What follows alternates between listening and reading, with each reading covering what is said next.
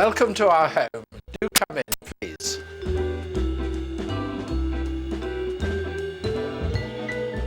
This is the drawing room of my home, a house I've lived in since the early 70s.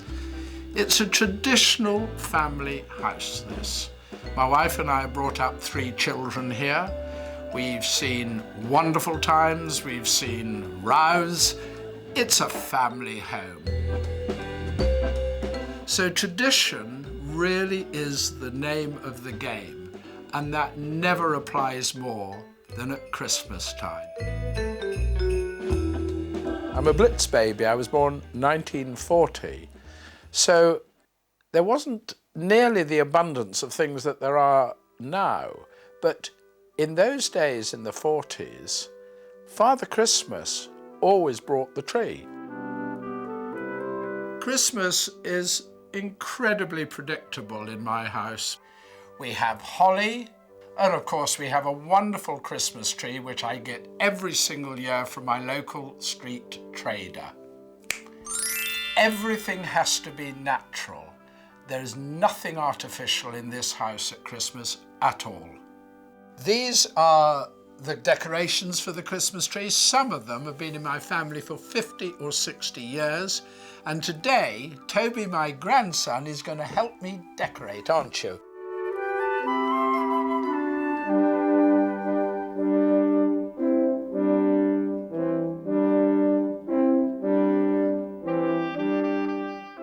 When I was a child, we had real live candles on the Christmas tree. That doesn't apply anymore, but just keep it simple. That's what I like. When I was covering Charles and Diana, doing all the stories, we just went everywhere in the world, and these were from Hong Kong. And I remember I bought a whole stack of them. There was this, and there was those two. They're absolutely glorious, and I think the nicest decorations I've ever seen. Now, Toby, the fairy.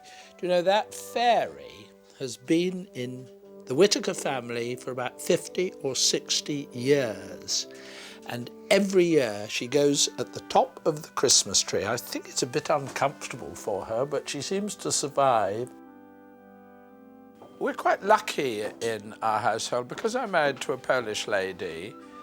Their big celebration is on Christmas Eve. It's when they open the presents, and it's when they have their main meal of Christmas. Actually, it's very like the royal family. The royal family open all their presents, you know, on Christmas Eve, not on Christmas Day. Well, the Poles do the same. In fact, most of the continent do, and it's called Wigilia.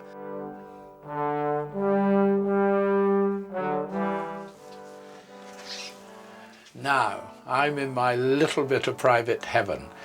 This is my wine cellar. It's not a perfect one, it's not a traditional one, but it keeps wines beautifully.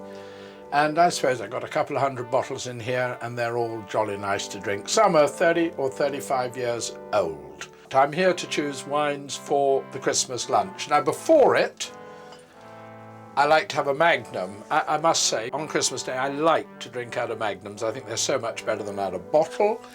And then, for Christmas lunch, to complement my wife's absolutely delicious food, again, a Magnum of Bordeaux. Not a particularly famous one, but a jolly good year, 1996. And that will go down very well with the turkey. So that's my choice for Christmas Day, and I don't think anybody will be disappointed.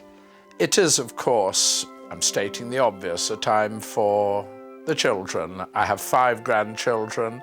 To see their faces at the varying levels when they look at the Christmas tree, I think that's absolutely wonderful. There's the sort of coziness of it all. It's just lovely time. As I told you, Christmas in the Whittaker household is utterly predictable, but for us, it's very nearly perfect. A happy Christmas to you all.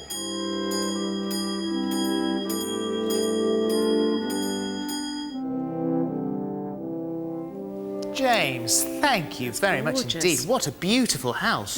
Told you it was the manor. Lovely wine cellar. We'll be, and look, and there he is, keeping him in the manner to which he has become accustomed.